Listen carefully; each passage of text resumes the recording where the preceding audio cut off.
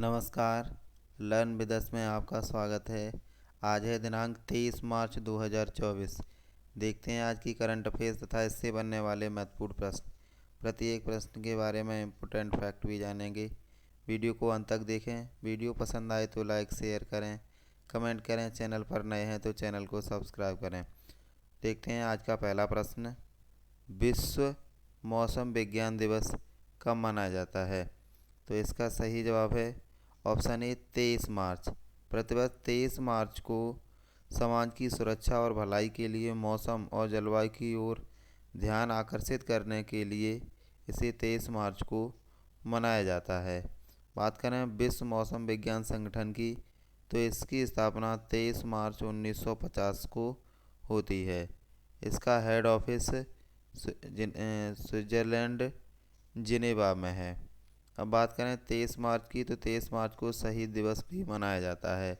इस दिन क्रांतिकारी भगत सिंह, सुखदेव, राजगुरु को फांसी दी गई थी।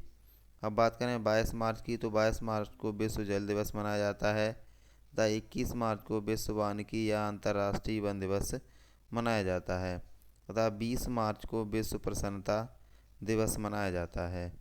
देखते हैं अगला प्रश्न। हाल ही में इसरो ने रीयूजेबल लॉन्च व्हीकल के लैंडिंग मिसाइल की सफल टेस्टिंग की है। इसे क्या नाम दिया गया है? तो इसका सही जवाब है ऑप्शन बी, पुष्पक। अभी हाल ही में रीयूजेबल लॉन्च व्हीकल का इसरो के द्वारा सफल परीक्षण किया गया है तथा इसका नाम पुष्पक रखा गया है। बात करें इसरो की, तो इसका हेड ऑफिस बेंगलुरु में है। यह भारत की सर्वोच्च अंतरिक्ष एजेंसी है। देखते हैं अगला प्रश्न। हाल ही में डीजीसीए ने फ्लाइट नियमों का उल्लंघन करने पर किस एयरलाइन पर 80 लाख रुपए का जुर्माना लगाया है? तो इसका सही जवाब है ऑप्शन ए, एयर इंडिया। अभी हाल ही में डीजीसीए ने फ्लाइट नियमों का उल्लंघन करने के लिए एयर इंडिया पर 80 लाख रुपए का जुर्माना लगाया है। देखते हैं अगला प्रश्न। हाल ही में जीस्ट बर्ड महाविहार का उद्घाटन किस देश में किया गया है? तो इसका सही जवाब है ऑप्शन बी, नेपाल। यह 2015 में आए भूकंप में क्षतिग्रस्त हो गया था। यह भारत की मदद से इसका पुनः निर्माण किया गया है। बात करें नेपाल की, तो यहाँ की राजधानी काठमांडू है तथा यहाँ की नेपाली रुपया यहाँ की मुद्रा है। देखते हैं अगला प्रश्न। हाल ही में मुंबई नगर निगम का नया आयुक्त किसे नियुक्त किया गया है? तो सही जवाब है ऑप्शन ए, भूषण गगरानी। अभी हाल ही में इलेक्शन कमीशन ऑफ इंडिया के द्वारा भूषण गगरानी को मुंबई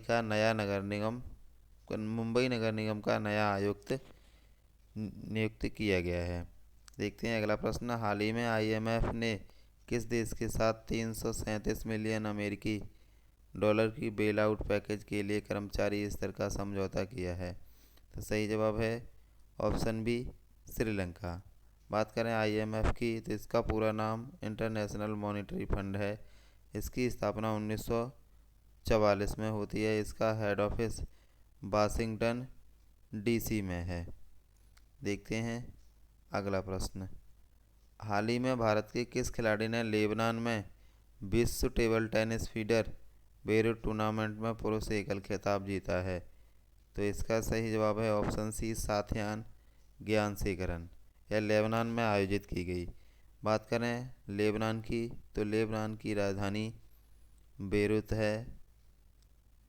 अगला प्रश्न। हाल ही में ऑस्ट्रेलिया ने SSN ऑकस पनडुब्बियों के निर्माण के लिए किस देश के साथ समझौता किया है? तो अभी हाल ही में ऑस्ट्रेलिया के द्वारा अमेरिका और ब्रिटेन के साथ एक समझौता किया गया है। यह एक त्रिपक्षीय समझौता है जिसमें अमेरिका, ब्रिटेन और ऑस्ट्रेलिया शामिल हैं। यह परमाणु ऊर्जा से लैस पनडुब्बियां होंगी। अगला प्रश्न। हाल ही में प्रधानमंत्री नरेंद्र मोदी को order of the Druk Gyalpo से सम्मानित किया गया है। यह किस देश का सर्वोच्च नागरिक सम्मान है? तो सही जवाब है ऑप्शन बी, भूटान।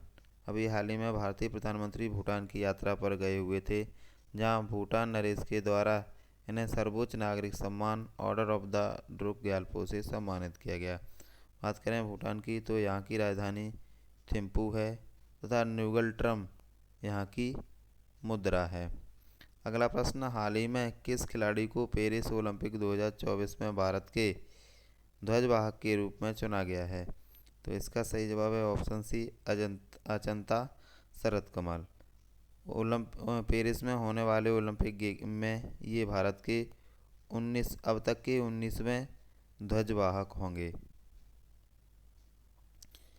अगला प्रश्न, हाल ही में federation of Indian export organisation के नए अध्यक्ष के रूप में किसे नियुक्त किया गया है? तो इसका सही जवाब है ऑप्शन ए, अश्विनी कुमार। अगला प्रश्न, हाल ही में भारत और किस देश के बीच पहला विदेश कार्यालय परामर्श आयोजित हुआ है? तो इसका सही जवाब है ऑप्शन बी, मॉरिटानिया। अभी हाल ही में मॉरिटानिया की राजधानी नोवाकोट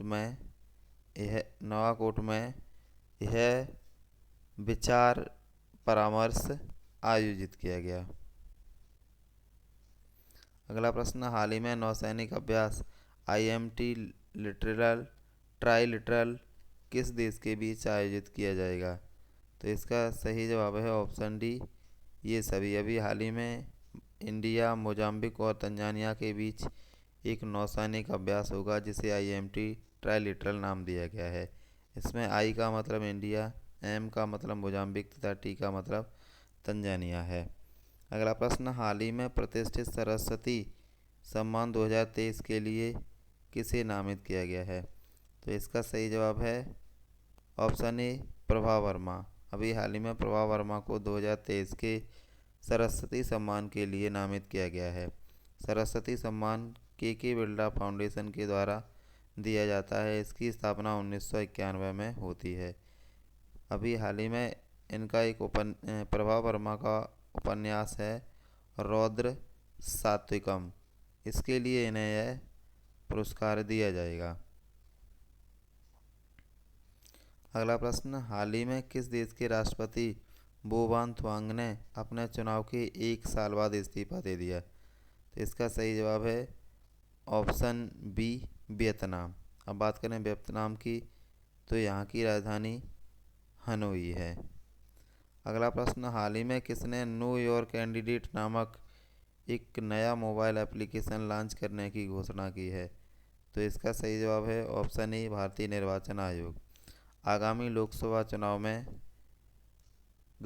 कथित गतिविधियों को जानने के लिए नो योर कैंडिडेट नामक मोबाइल ऐप लॉन्च किया गया है। अब भारतीय निर्वाचन आयोग की बात करें तो इसकी स्थापना 25 जनवरी 1950 को होती है। यह भारतीय संविधान के अनुच्छेद 324 के तहत इसका गठन होता है। देखते हैं कल का अभ्यास प्रश्न, हाल ही में स्ट्रॉबेरी महोत्सव का आयोजन कहाँ किया जाएगा? तो इसका सही जवाब है ऑप्शन डी, मेघालय।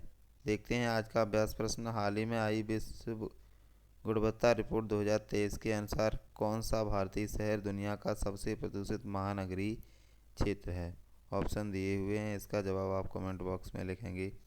वीडियो पसंद आए तो लाइक, शेयर और कमेंट करें। चैनल पर नए हैं तो चैनल को सब्सक्राइब करें।